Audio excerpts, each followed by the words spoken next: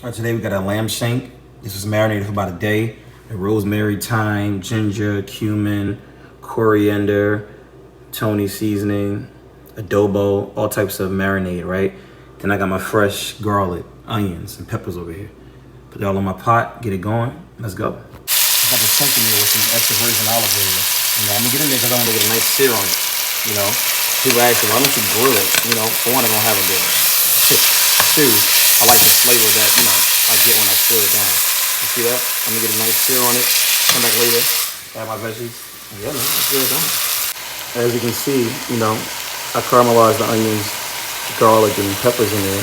Give it a nice flavor. I'm gonna sear it a little bit longer with the vegetables and everything. And then after that, I'm gonna actually add some water, simmer it down, let that sear up a little bit, let the vegetables caramelize, lock in that flavor. You heard? Let's get it going.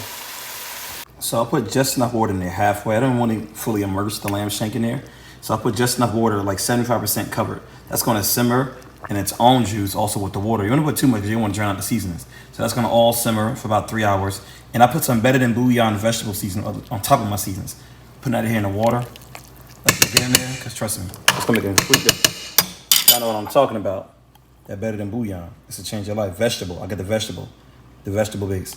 So I'm gonna let this simmer for about 2-3 hours, be back at you. I'm gonna make it happen, baby. Look at that. There we go. And there you have it. A nice marinated lamb shank. Fall off. Right off the bone. I'm gonna show y'all. In fact, I'm gonna use a spoon. I'm gonna show y'all with a spoon. Look at that. Look at that. That's a spoon. That's what a spoon, y'all. Marinated, delicious lamb shank by Chef Lee. Bon appetit. Woo!